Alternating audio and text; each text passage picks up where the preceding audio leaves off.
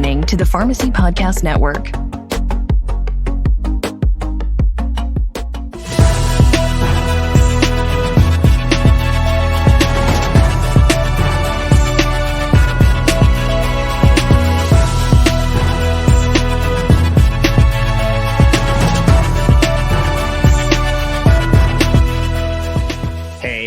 Welcome to This Week in Pharmacy. I am your host and founder of the Pharmacy Podcast Network, Todd Urey, and it is supposed to be a scary, spooky holiday special. I'm dressed up like a trucker.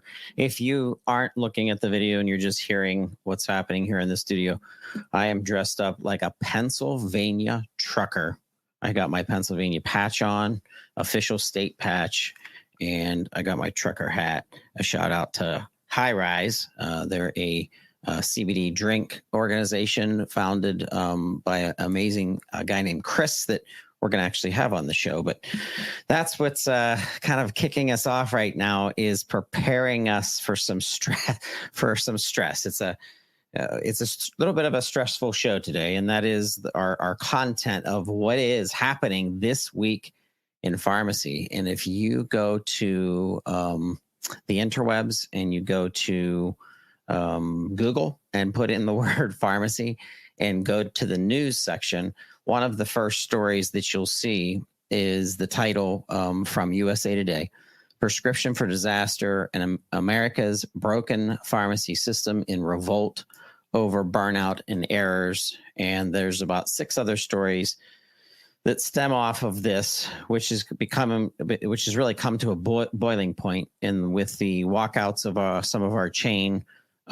pharmacists and technicians. It's really time to help. It's almost like an all hands on deck. All of the state associations and the NABP and Walgreens, CVS Health, everybody has to come together, and we don't have to point fingers and throw people under the bus. I think it's more important for public health that we fix it, because it's creating some issues issues for America's health system, and the need for our pharmacists, and how much of the role of pharmacists that is expanding. And I know that a lot of our chain pharmacists out there who are stressed out, we think about you. We pray for you. We support you.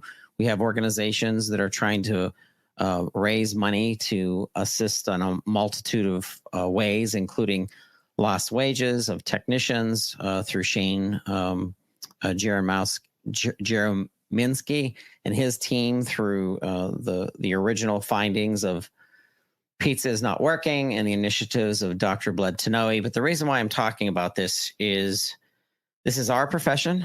This is your profession. And whatever you can do to help, whether it be sending letters of support, sending ideas into your state pharmacy associations.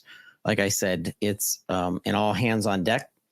And I'm excited to be in the middle of it all from a communications and public relations perspective, because we get some amazing pharmacists coming through the network, telling each other and sharing with each other and building stories, meaningful stories through podcasting. And very proud of the network, proud of pharmacists leading healthcare. I'm not sure if you saw this, but the medical cannabis pioneers of Georgia, first pharmacy sales in U.S. start in Deep South. This is brand new to the news today. This was through CNN, and they feature Robbins Pharmacy, who's now going to become a dispenser for people that are going to be using cannabis for medicine through the advisement of their physicians, and then the oversight of a pharmacist. And what better way to roll out the leverage of cannabis and CBD and topicals and pain relief and anxiety medications and something. And we are extremely curious about the innovation of all forms of cannabis and CBD and usage, and pharmacists leading that.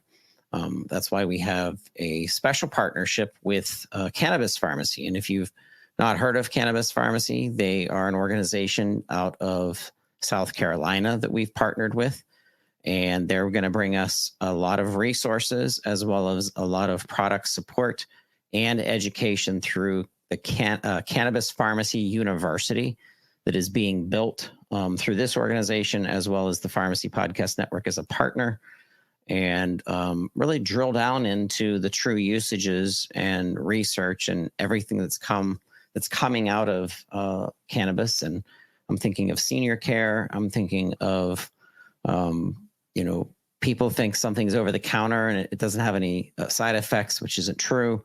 I'm thinking of CBD and even children's medicine, which is kind of a lead in to today's guests and the importance of pharmacists, not only leading, as I was saying, cannabis medicine, but leading pediatrics and leading advisement for pediatricians who need somebody that understands a child's body versus an adult and medications. And there was a article in Pharmacy Today from earlier this year about melatonin. And my wife and I have talked about melatonin, and I've talked with pharmacist after pharmacist about different melatonin kind of opinions and research that they've shared with me.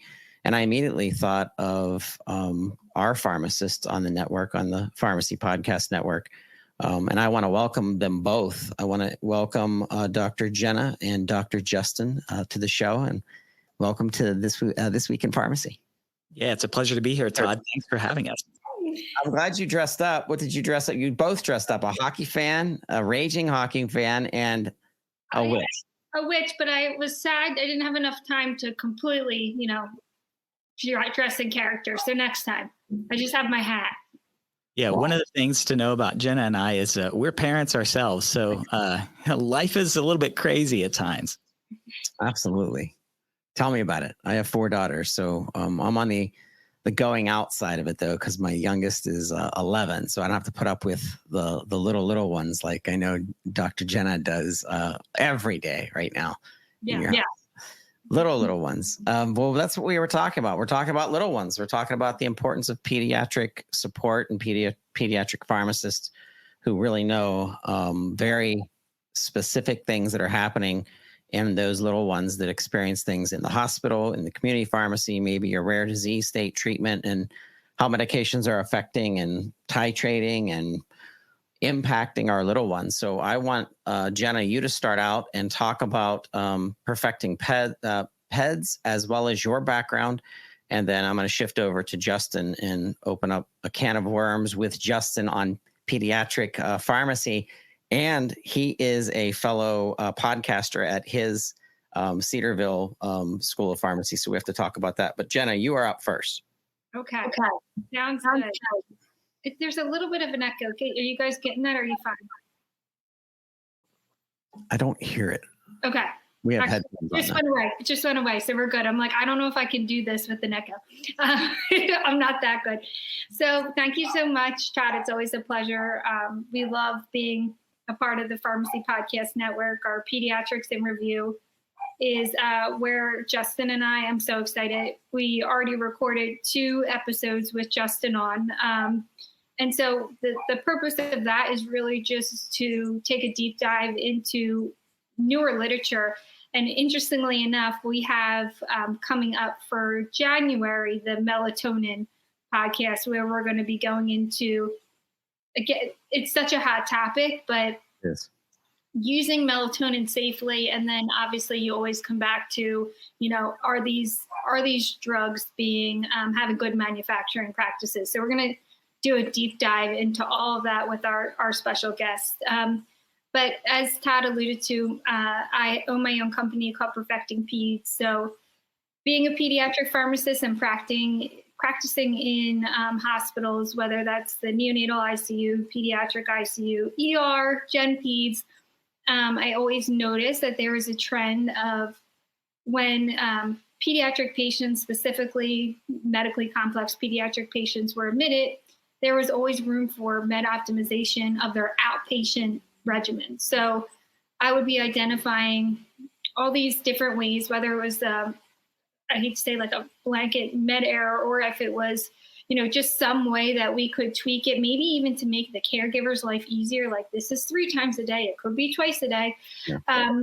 And doing some regional and actually national digging, it became obvious that pediatric trained pharmacists are really not in the outpatient setting.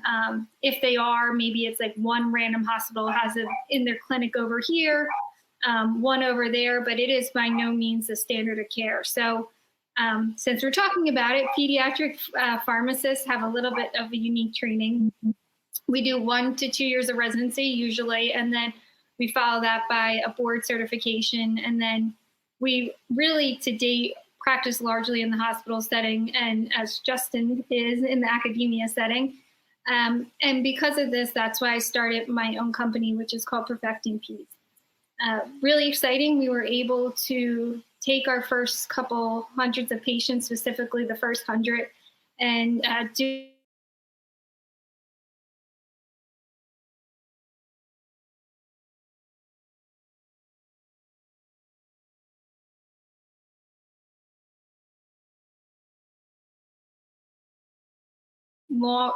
not only resulted in decreased medications, decreased hospital admissions, but also resulted in a huge cost savings and cost avoidance. So what our mission is in Perfecting Peds is we're providing telehealth or virtual comprehensive medication management for medically complex children, specifically by partnering with MCOs or insurance companies who basically provide us, and through our algorithm, the sickest children who really need that pediatric trained pharmacist on their team. That's excellent. Excellent. Justin, give us some background on yourself and your role with the school as well. Yeah, absolutely. So I was one of the rare breeds of people that knew what I wanted my career path to be from the age of like 7 years of age.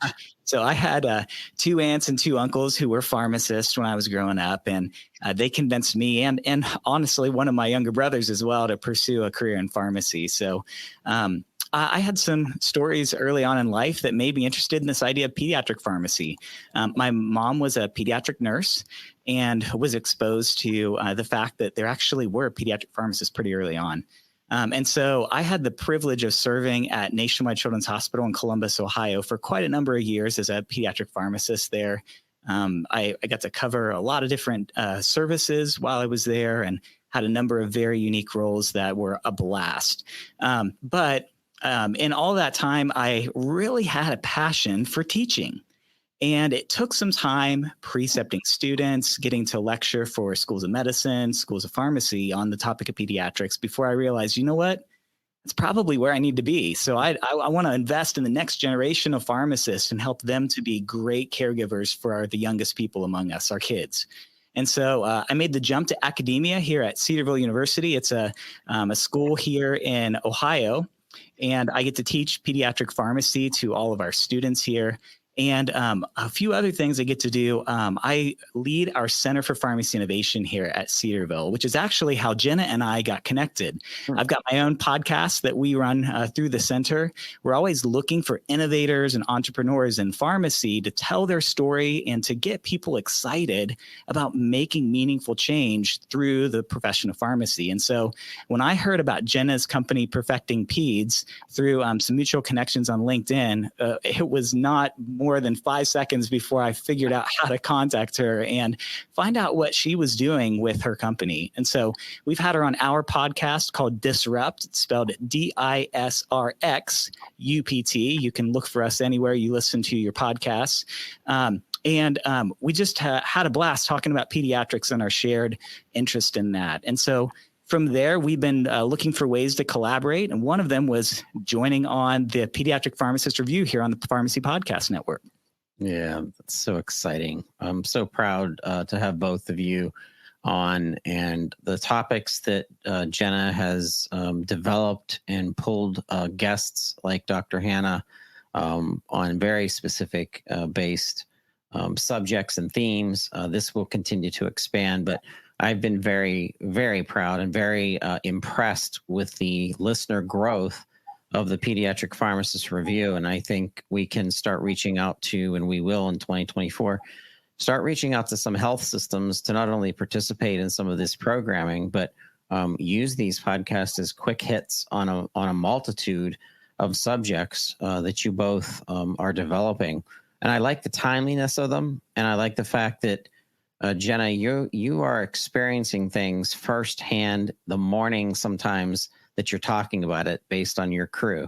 So share that you do actually have an advantage. You're kind of like, there's always a laboratory following you around that are filled with children.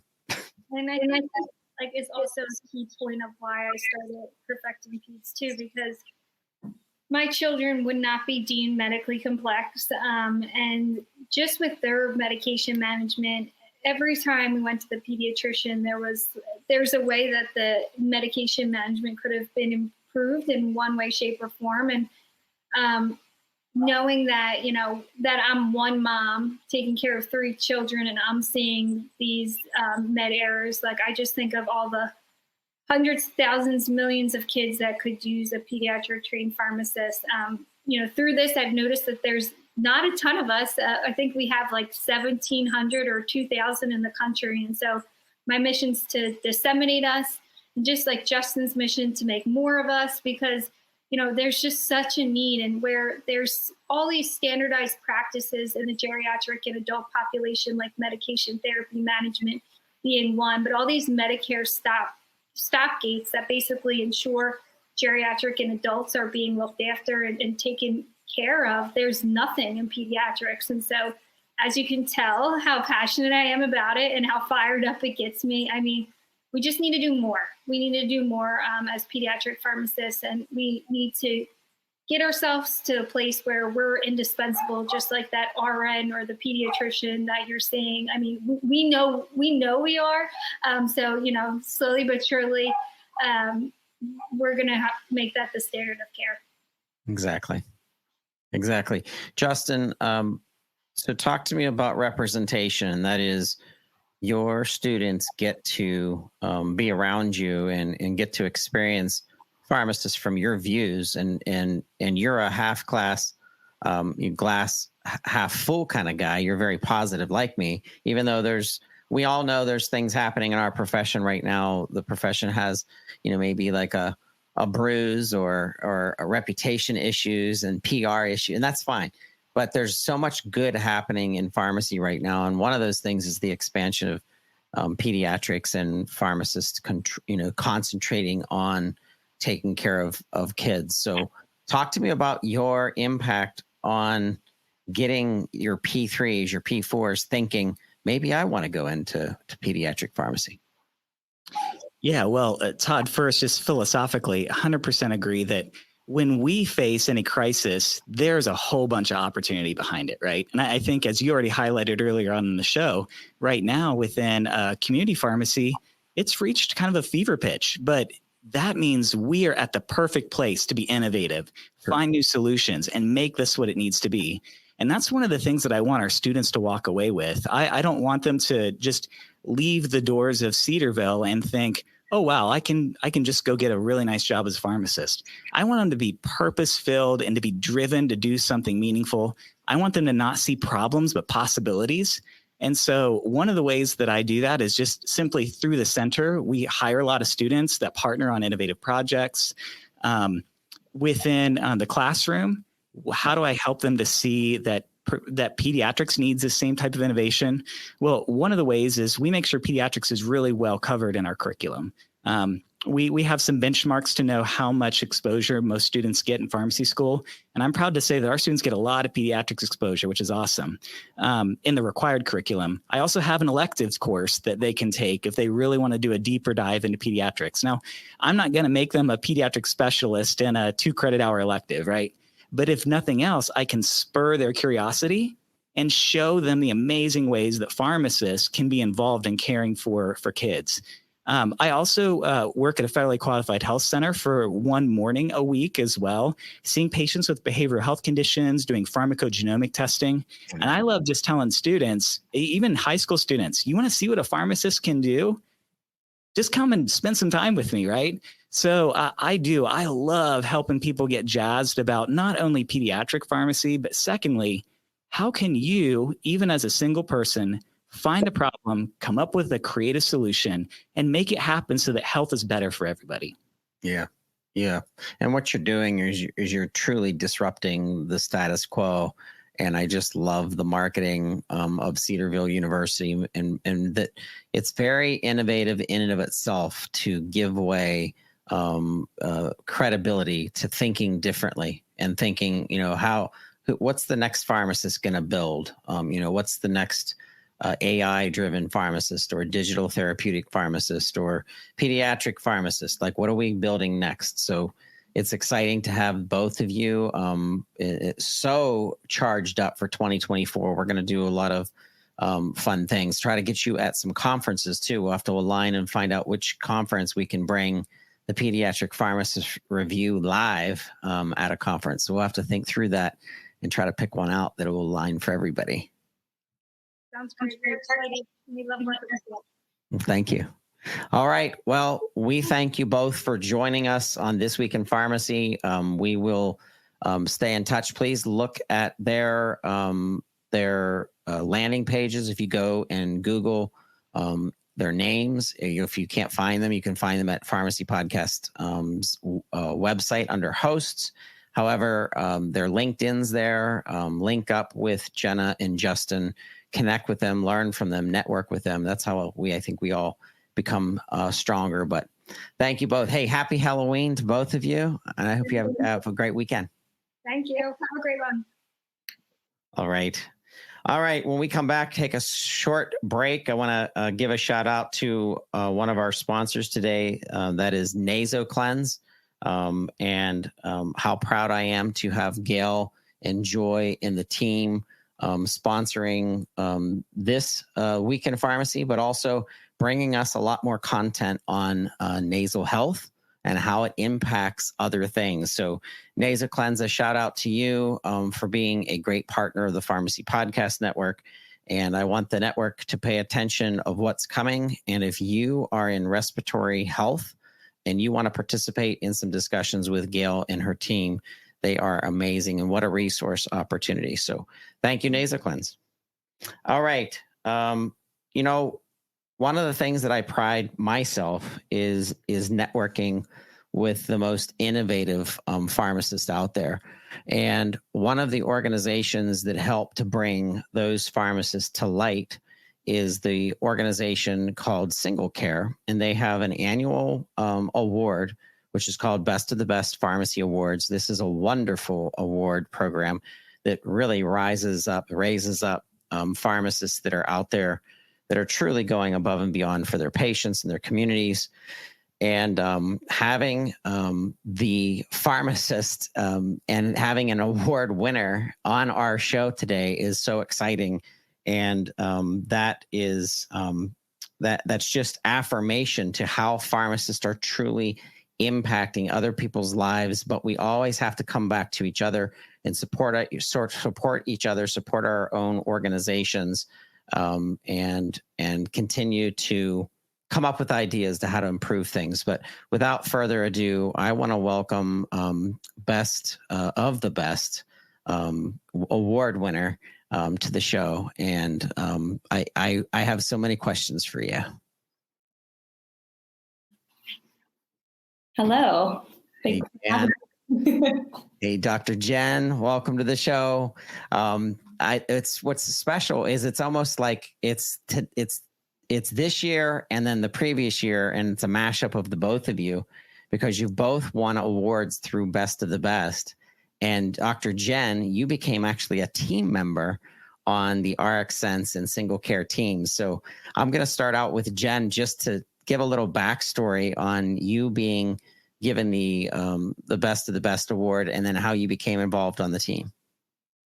Hi, thanks, Todd. I'm sorry I have a frog in my throat today. I guess I'll chalk it up to our Halloween special here. So thanks for having me. I was awarded the same award that Jean Marie has the honor of claiming in 2021. So I can't believe it. Wow, 2 years. Pinnacle of my career, I say. I've been in community pharmacy almost 15 years. And at that point, just felt like my heart and my goal for being here was impacting the lives of patients through healthcare, and to be recognized by those people, to just really be seen and appreciated felt so great, and reiterated to me and just reaffirmed that what I was doing mattered, that me showing up every day when it was difficult really mattered to those people that I was showing up for. So I worked with SingleCare RxSense for that year, and just built a great relationship, got to know the company, really understood their mission and values and how they wanted to support the profession of pharmacy, but also how they wanted to show up for consumers. And just the alignment was there. I just couldn't be more excited that they invited me on as their pharmacy and health expert. And I've been in this role for a year. It has been just the most exciting thing I think I've done in my professional career to date. I never thought I would be in front of media. I actually just did my very first live interview live on Fox News in Texas this morning, thanks to this opportunity with SingleCare. And so just amazing to see the opportunities that are here for pharmacists, just like you highlighted with Jenna and Justin, and all the different things that we are equipped to do as pharmacists, our knowledge base, our hearts for service. You know, we really can, we can do so many things. And so just really excited to be here again. And congratulations, Jan Marie, on a job well done. Very, very much deserved. Congratulations, Jan. Welcome to This Week in Pharmacy. I'm so excited and proud to have you here. Oh, thank you so much. I appreciate you having me. All right. So, Jan, give us a little background on yourself, and how is it that there's a little story that you have to share with the listeners that we almost lost you to bioscience and biotech? Very true.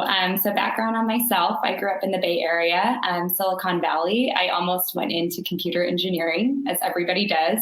I've always been drawn to math and science. That's been my thing. But then I did my undergrad at San Diego State. There's so many pharmaceutical companies, huge biotech, industry. Completed my degree in chemistry, and I went into being a research associate with 2 different pharmaceutical companies for about 4 years. I really enjoyed the work with drug formulation, all of that, but kind of felt like I'm at the point where I need more education, and I wasn't sure that I was ready to go into a master's or a PhD in chemistry. That sounded very intense and a little bit isolating as well. So my then boyfriend, now husband, literally just read an article on the internet. I'm not even sure what resource posted it, about the best careers for women, and pharmacist was there at the top. And he said to me, maybe you should be a pharmacist. And I thought, well, I don't really know what they do. I know they're at the drugstores, et cetera. And I looked more into it and realized the scope of the practice and all the things that you can accomplish, and, applied at USC, luckily got in and became a pharmacist. That's awesome. Yeah. So shout out to Dr. Stephen Cutler. You probably know him from South Carolina School of Pharmacy, and his work in cannabis medicine. As I was saying at the very beginning of the show, like everything comes full circle in some of the research that's happening in that. But it's great to have you here. It's great to see the role of the pharmacist expanding.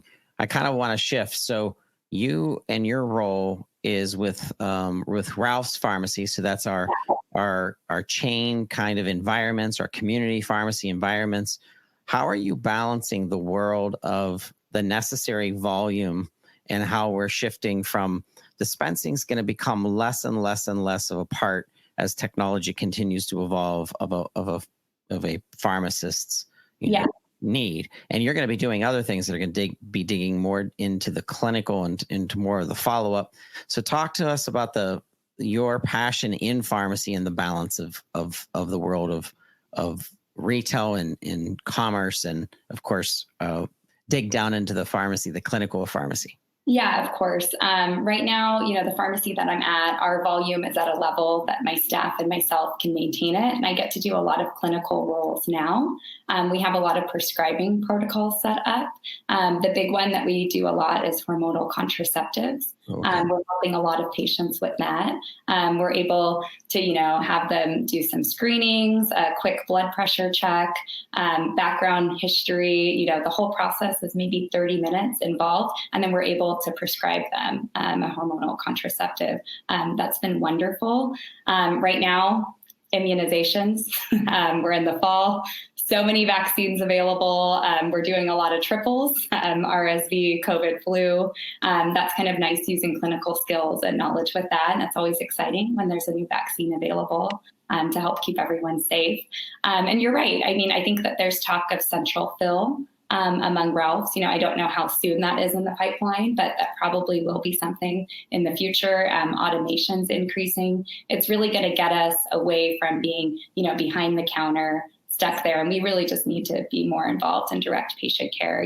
We have so much education, so much knowledge, that we can use to really help other healthcare providers, keep everyone safe and healthy. Yep. Jen, I have seen little videos that give the futuristic setting of a community pharmacy. And when you walk into the pharmacy, there's very few rows. It's kind of very open, very glass and metal looking. And sure enough, this pharmacist comes walking up with an iPad to the person that just walked in the pharmacy.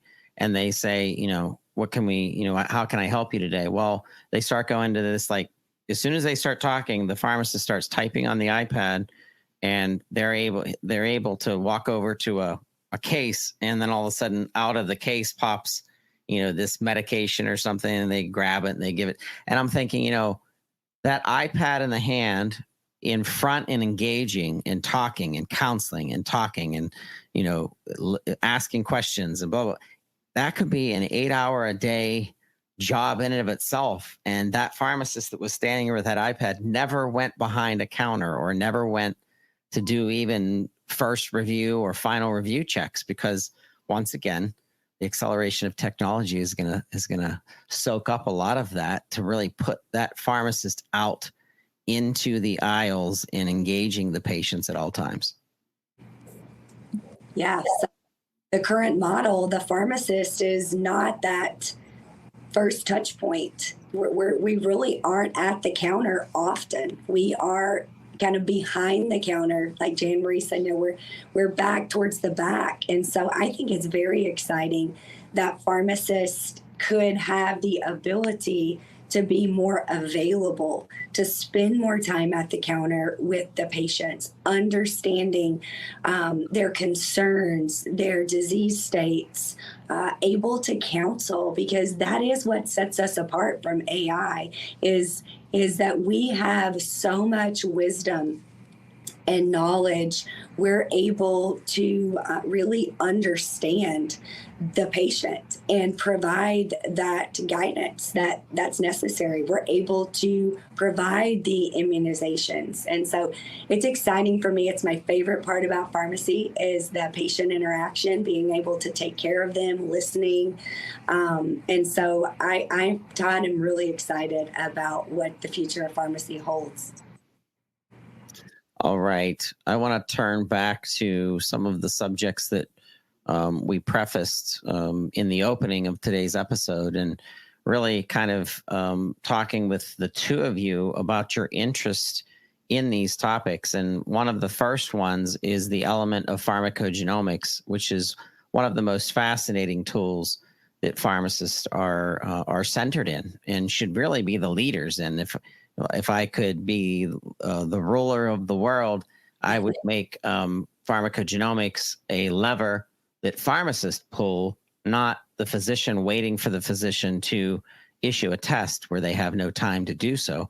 But if a pharmacist saw that someone was on a specific medication and this medication is known in 50% of the people that receive it to not metabolize correctly, you could run a test and see the results and then run with the consultancy. But both of you, in your background, what have you heard of this science, and have you had any experience in actually, looking into any of the data results or anything like that for any of your own patients, but what's on the horizon from your perspectives in pharmacogenomics? Yeah, well, I haven't had a chance to utilize that yet. We're just not quite equipped there. But, right now we spend so much focus in optimizing medication. It's just exciting to know that we can have direct answers, from laboratory tests to know what will work and what won't. I believe it is the future. Again, we're not quite integrated, in that yet. But more to come.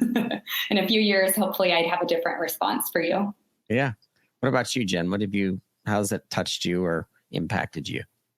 Yeah, so with my new role, my virtual practice that I have connected with numerous pharmacists that have their own virtual practices in pharmacogenomic consulting, and multiple conversations. It is absolutely just intriguing to me that I agree with you. We are the expert in this area, and this is an incredible opportunity for pharmacists to take advantage of for a specialized consultant business. It really aligns with our background, our education, our experiences, and we're really, to Jean-Marie's point, it's going to help us better optimize that med therapy. So it's exciting.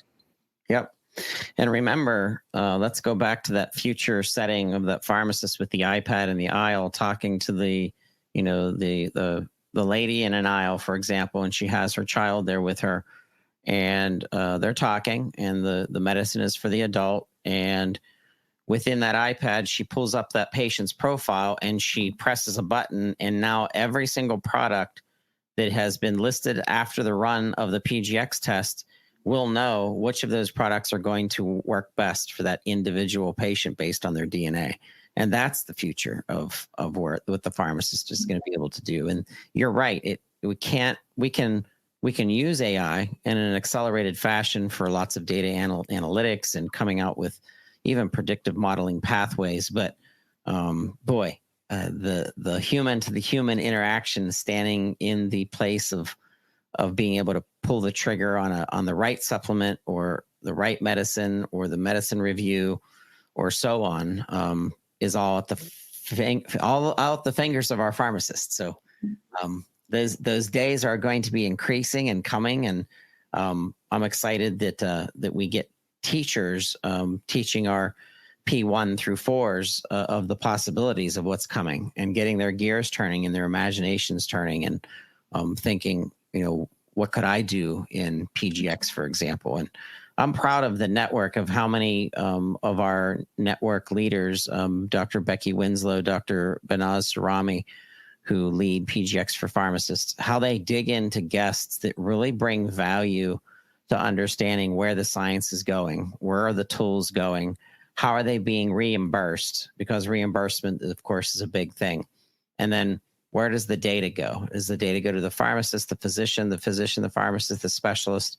And then do they have time to review it? Or is it the pharmacist that should be leading in that case? So, all right. So let's shift gears. I'm going to go back to Jan. What are you excited about from an innovation perspective in the profession of pharmacy? Yeah, so just freeing up more pharmacist time to really connect with our patients. Many physician visits are very rushed and brief. They probably don't get all of their questions answered. Especially community pharmacists, we're right there. We're available. We answer our phones. They can come in and find us.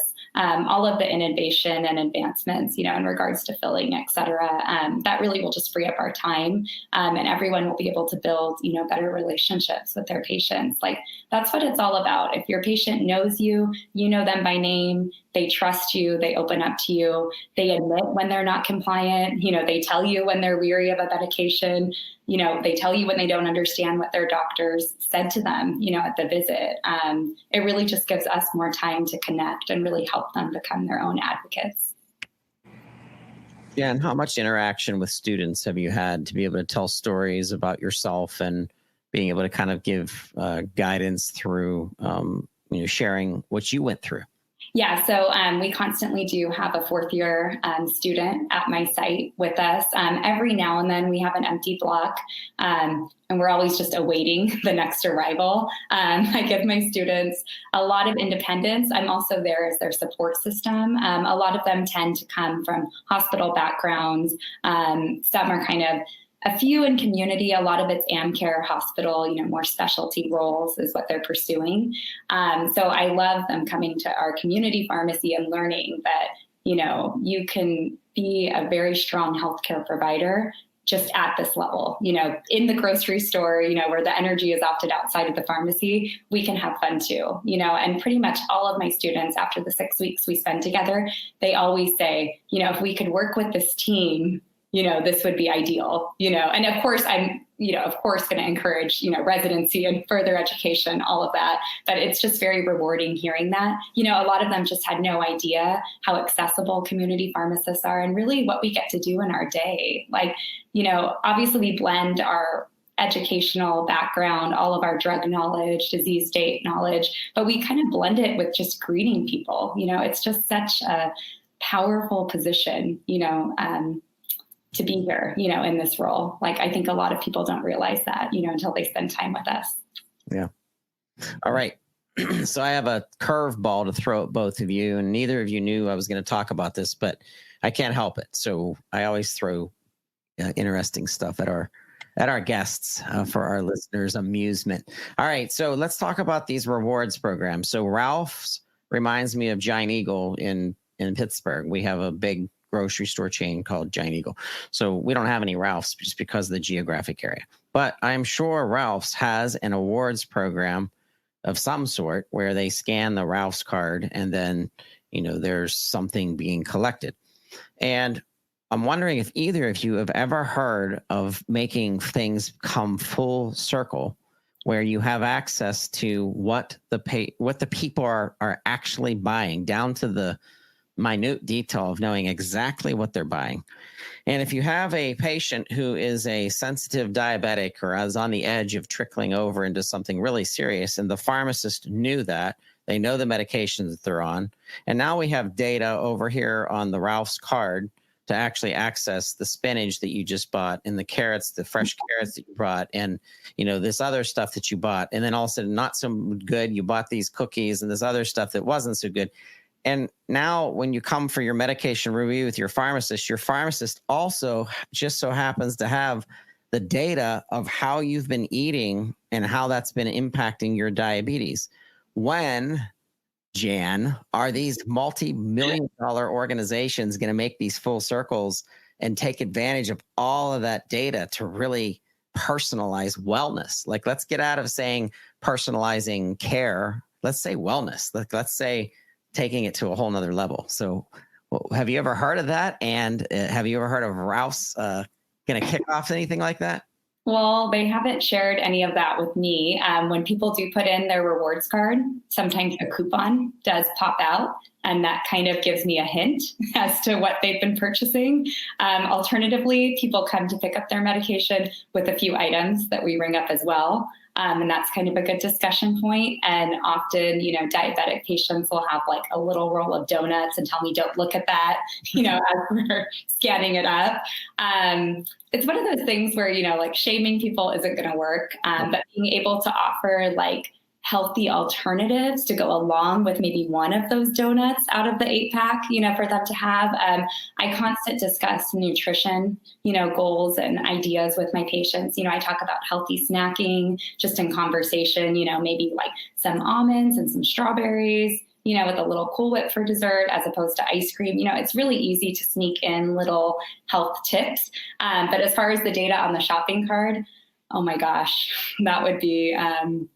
But I don't know if that would be scary or good. Think about the point system. Think about encouraging your grocery shopper and the person that that picks up their medications from Ralph's Pharmacy, and combining those two elements of data and being able to reward. Maybe it's not it's certainly not, it shouldn't be a shaming thing.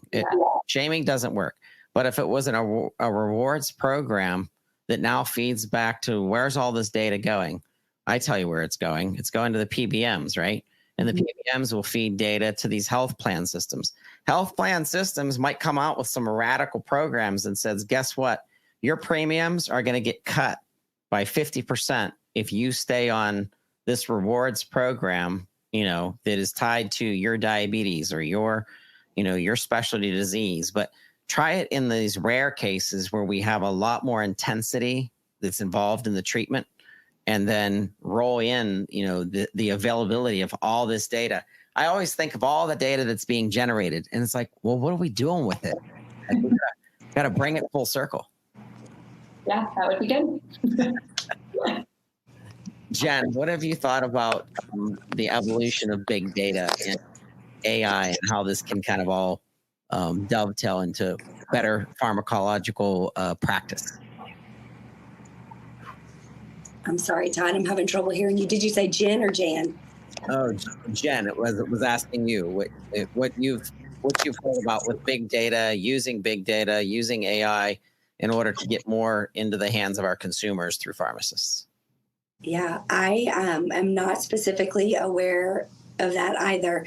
We do have an app at the community pharmacy that I'm associated with, and it is a wellness app.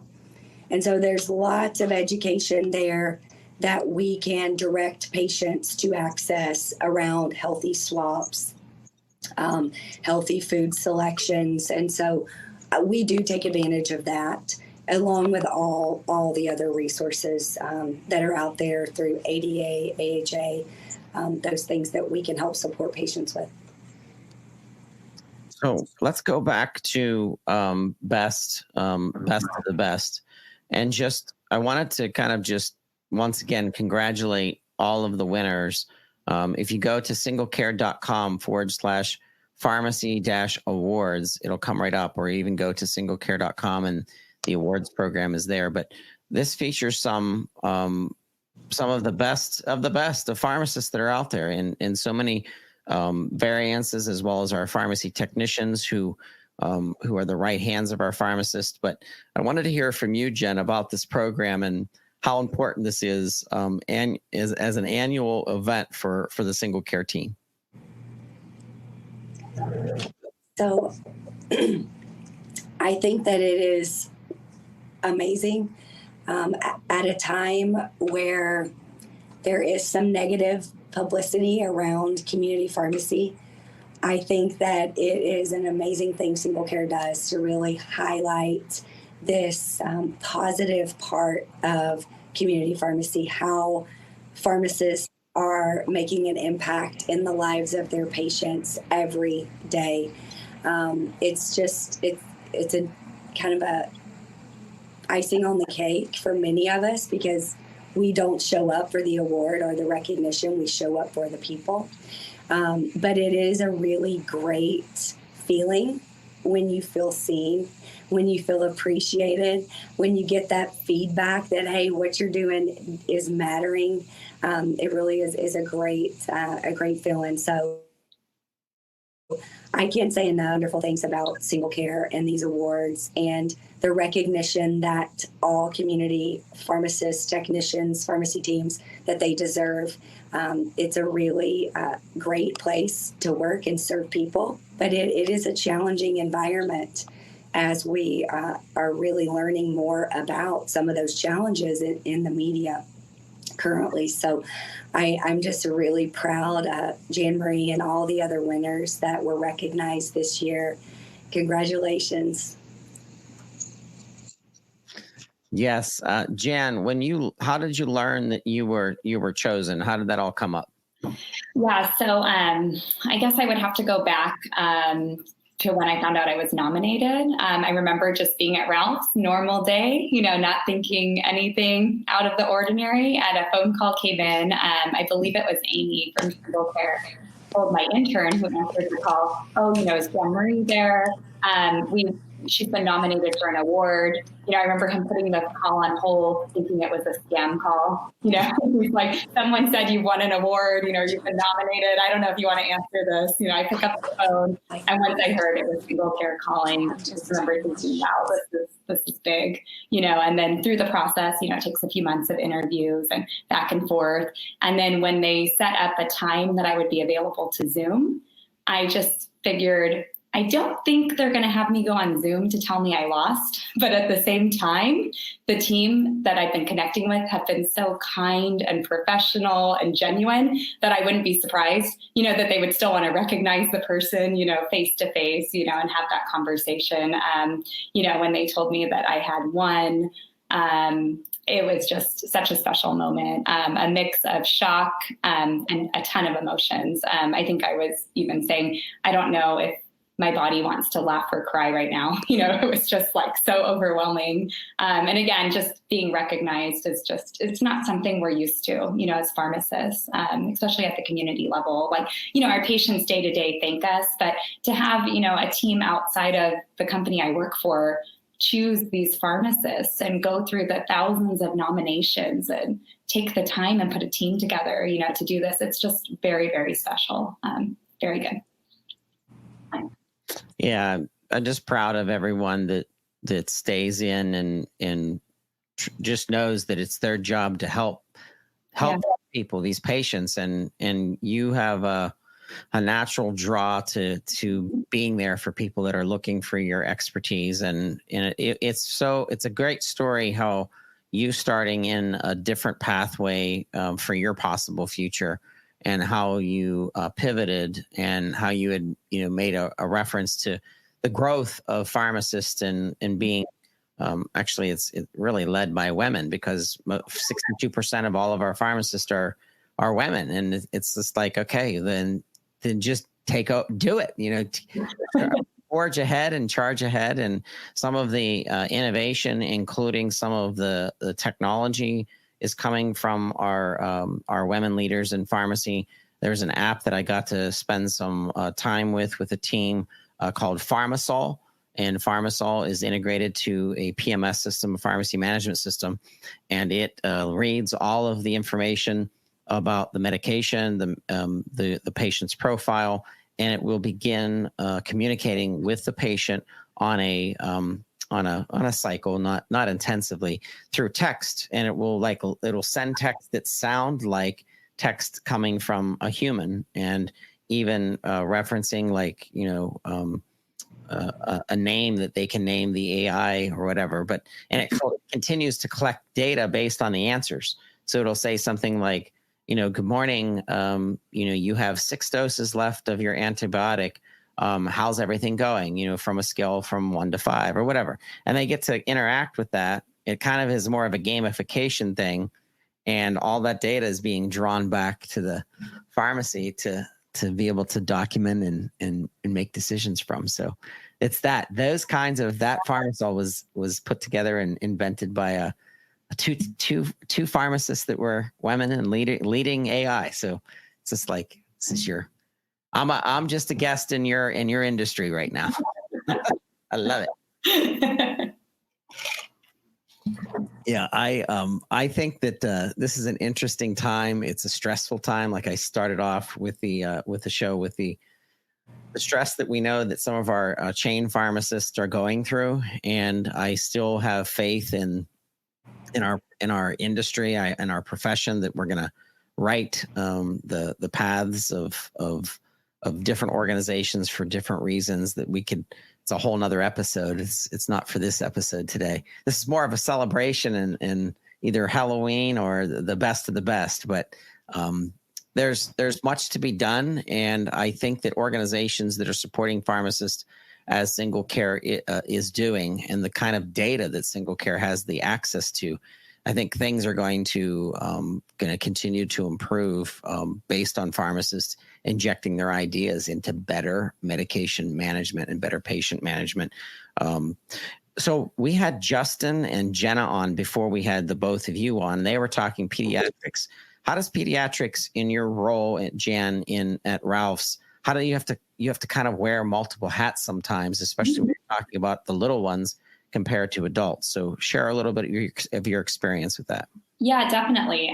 We have not a huge pediatric population at my pharmacy, but there are quite a few. I love electronic prescribing because the pediatrician often lists their weight, on the prescription as it comes, and even some vitals for some of my other patients. I love that. I always cross-check doses. And if I don't know off the top of my head, I spend extra time. I mean, all prescriptions, patient safety, number one, but especially with pediatric patients. And then what's kind of fun too, at Ralph's, we have like the flavor RX, fill master. So we can add in extra flavors. And the best is when the child and the parent come in, as we're reconstituting, the medication, because it suggests the best mixed one. So I can give them choices, mango, bubble gum, a lot of it is synthetic, but, meanwhile, they feel kind of like empowered, like, oh, mango sounds good. And it usually smells pretty good when I mix it. So hopefully they have success, in taking it. And then along with, the antibiotics or the steroid scripts that come in often, or breathing treatments, there's always over-the-counter recommendations, we make as well. There's usually fever, going on with it, or just aches and pains. We do spend a lot of time, taking care of younger patients. I love hearing about these pediatric pharmacists, out there. And, I definitely need to connect with some of them, as kind of a second check if I am weary of something. Pharmacy is such a small world. I think we're very collaborative. I think we want to help each other, and we want to boost each other up and support them in our expertise areas. So that's definitely something, I need to make more of an effort to find my local, pediatric pharmacist. I can always pick their brain if I need to. Absolutely. Yeah. Yep. All right. Well, Jen, you and I have some follow-up because I'd like to get you back on the network talking about multiple things that you are always involved in. You're fascinating in your work, and we'll have to have you back. I'm going to be talking with the SingleCare crew, possibly becoming part of our special programming and building out good content for our profession, as well as the content that's going to go from pharmacists to physicians. We have so many physicians that are commenting on our LinkedIn posts and some of our episodes because they're like, boy, this is what I needed. I need to hear a discussion between two pharmacists on a specific condition. So, Jen, it's so awesome having you here and being a part of this, but I wanted to thank you both for being on This Week in Pharmacy. Yeah, thanks so much. Thanks, Todd. Talk to you guys soon. Okay. Bye. All right. I tell you what, that went fast. We're winding down This Week in Pharmacy. I'm not sure if you know, but we have some really interesting episodes coming from the network. We have a new episode on and from the FDA, and that's the Q&A with FDA and their investment into education around specific drug information. Specifically, they're kind of catered to this whole series to pharmacists and pharmacist knowledge. It's very interesting. So look that up, Q&A with FDA on the network, as well as some new episodes coming from Cardinal Health, from the sports pharmacy team, which is going to be expanding in 2024. We can't wait for you to hear that. And NASP, the National Association of Specialty Pharmacies, the NASP, we were their press partner, and we were there for the 2-day event. And there's a 3-part series at Pharmacy Podcast Network on any of the podcasting platforms. But take a listen if you are interested in specialty pharmacy. And also Road to Match. This is the second year for Road to Match series, which we're so proud to have Dr. Sally leading Resi Prep, which is all about getting people ready for residency in Match Day. But you have to look up that series with and on the network. And if there isn't content here, if there isn't things being featured that you would like to hear more about, please reach out to me. My email is publisher@pharmacypodcast.com. Once again, that's publisher@pharmacypodcast.com. And send me an ideas. That's how this network has grown, is because of you, the listeners, turning into content suggestions or even content build out where you become a part of the content development and even a host. That's how we find new hosts is they're always listeners first. And we appreciate our listeners. We thank you for your work in pharmacy. Please reach out to us if you have any questions about any of the content that you've heard about or the people that you've met through the Pharmacy Podcast Network. That is the important thing here is the network that we are building together. Hashtag TogetherRx. That's it. Me, I'm Trucker 10-4. I'm over and out.